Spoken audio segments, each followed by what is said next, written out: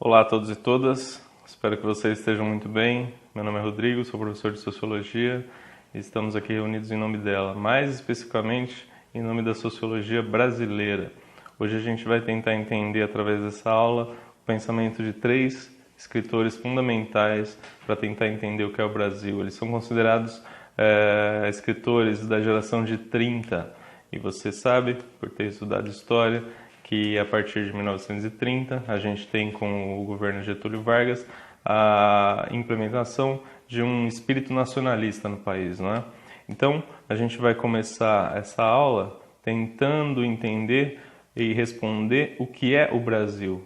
Nas palavras de um sociólogo muito importante, que é mais conhecido como presidente do que como sociólogo, Fernando Henrique Cardoso, esses três intelectuais, juntamente com outros fundamentais para o contexto brasileiro, inventaram o Brasil.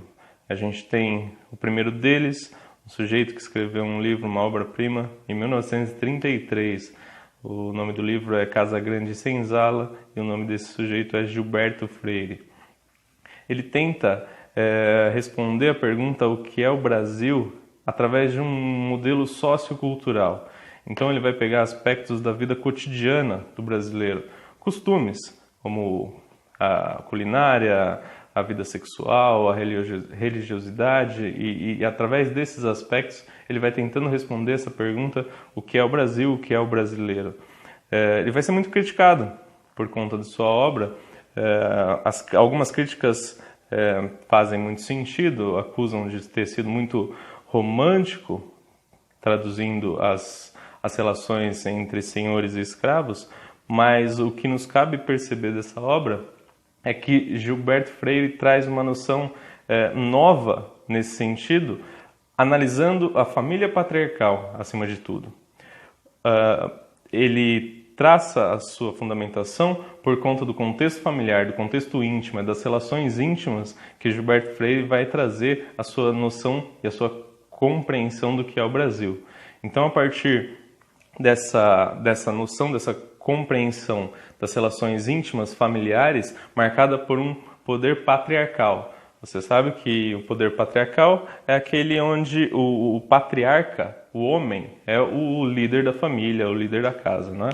Então as noções de poder estão centralizadas na figura do homem, e é essa relação patriarcal que vai fazer com que o Gilberto Freire escreva sobre sua obra. Ele vai trazer a noção de mestiçagem, e é por meio dessa mestiçagem, dessa mistura de raças, que ele diz que o Brasil consegue ter as suas vantagens. É um país original por conta disso. Quais são essas raças? Ora, o europeu, português, com a mistura dos indígenas, que aqui estavam, e, posteriormente, com os negros africanos. Então, é dessa mistura entre essas raças que Gilberto Freire vai conceber a noção de que o Brasil é marcado explicitamente por essas relações e principalmente pelas relações íntimas da Casa Grande com a Senzala. Então ele vai trazer algumas figuras como de oposição, como senhores e escravos e tudo mais, mas ele vai dizer assim que a formação brasileira foi intrinsecamente ligada nessas relações íntimas. É claro, ele é acusado de romantizar, muitos criticam por conta dele ter trago uma espécie de democracia racial, dizendo que algumas concepções não foram tão exacerbadas quanto em outros países, mas a preocupação de Gilberto Freire não é com a questão, com uma crítica ferrenha à situação de escravidão, mas sim analisar como essa sociedade surgiu, como essas relações íntimas na vida privada trouxeram para o Brasil as suas características até o século XX.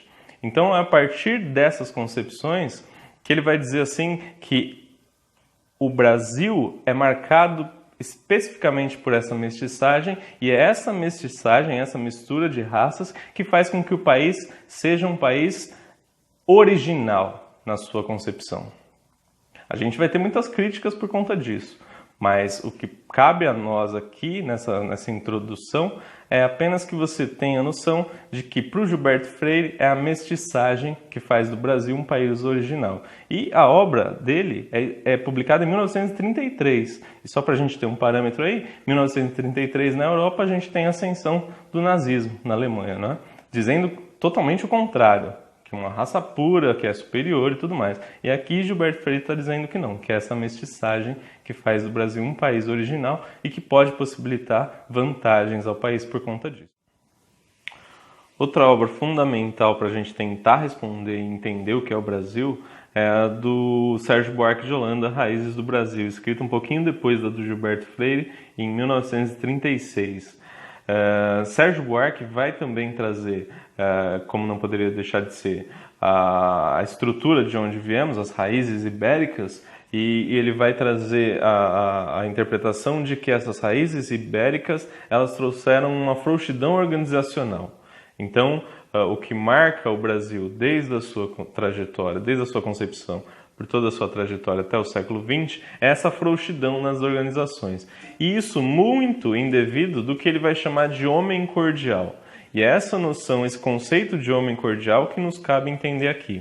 Gilberto Freire vai trazer a sua metodologia de Max Weber, com o sentido de tipo ideal, e vai dizer que o brasileiro típico é o homem cordial. Só que a gente tem que ter um cuidado, porque cordialidade pode ser entendido hoje como respeito, boa educação, bons modos e tudo mais, gentileza, né? Mas Sérgio Buarque traz cordialidade da palavrinha cordes, que vem do latim. E essa palavrinha cordes no latim significa relativo ao coração.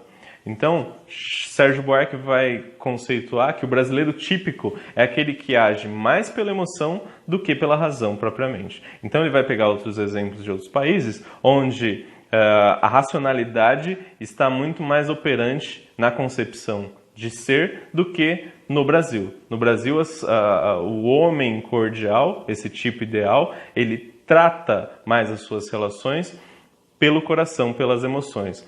Ele vai dizer que temos um fundo emotivo transbordante aqui no Brasil. Então é isso que nos cabe entender aqui. E isso vai repercutir em todas as suas outras relações, inclusive na concepção, nas relações econômicas de capitalismo e nas relações políticas. A marca, por exemplo, de um país patrimonialista vem daí também, dessa noção de tratar as coisas públicas como se fossem privadas a partir das relações afetivas que temos. E essas relações afetivas podem se manifestar através da violência também. Não só a partir de coisas boas, legais e amáveis, mas também a partir da violência, do ódio e tudo mais.